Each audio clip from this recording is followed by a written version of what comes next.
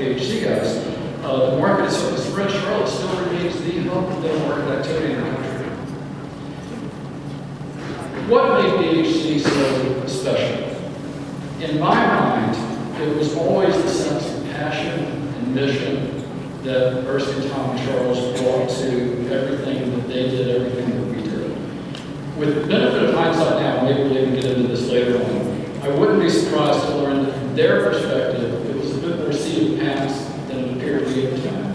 But from my perspective, they always had such a clear sense of what they wanted to be, where they wanted to take the firm, that it was, you couldn't help but buy into that shared vision, and you couldn't help but want to work your butt off for them to help all of us achieve that. And that passion was so evident from the very first time you would meet these guys. A little story, I remember when I was a senior at Chapel Hill in 1986.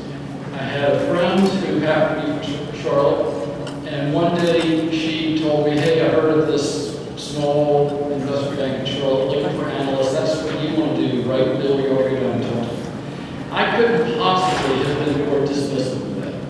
You know, I looked at her and said, look, I was up there doing Goldman Sachs last week, and next week we're going to go to Kidder and Solomon and Morgan Stanley and blah, blah, blah. Why am I going to waste my time with the time over there in Charlotte? But the single best phone call I ever made in my life was that night or the next night to my father up in Richmond, who was also in the investment banking world.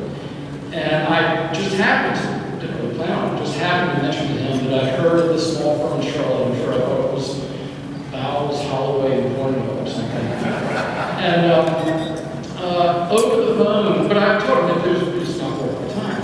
And over the phone, I could hear him kind of rise out of his chair and said, Bill, you've got to drive down to Charlotte. They were a really small firm. I didn't even know that they would have a formal analyst program at this point.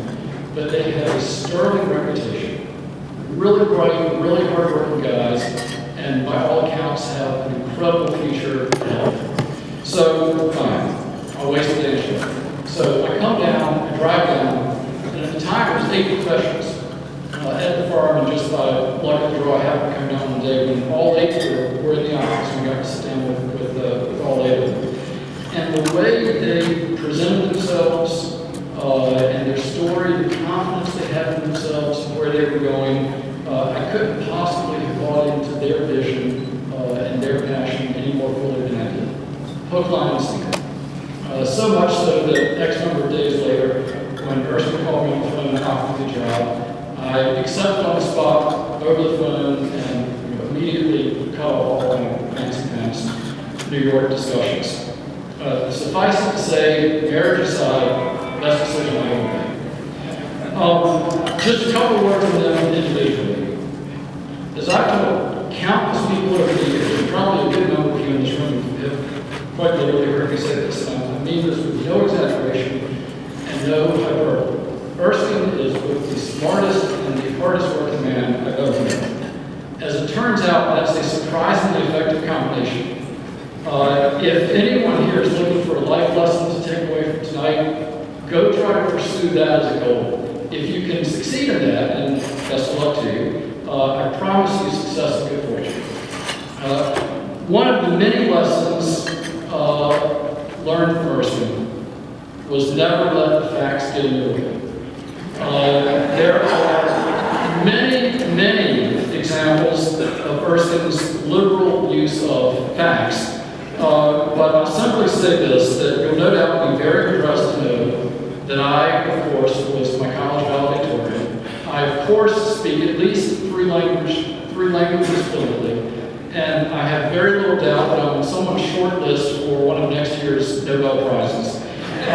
Or at least that's what I was whenever Erskine would introduce me to potential clients years and years ago. And it was exactly the same way with every one of my colleagues when Erskine would introduce them. Per our introduction to Erskine and the accompanying pad of resumes courtesy of Erskine, we may well have been the most single, impressive group of people ever assembled. Of course, Tom was our token non-Southerner, very straight-laced, very proper, degrees in accounting, taxation, law will do that to you. Always a very steady hand at the a slightly strident Republican. He was always a very nice counterweight to Erskine. As many of you know, he left us for what, Tom, 4 years? 4 years in the mid-90s, and was head of corporate development for Textron. And so he always had the chops to attract, interact with, deal with our very biggest corporate clients, and was an enormous asset to the firm in that way and so many others.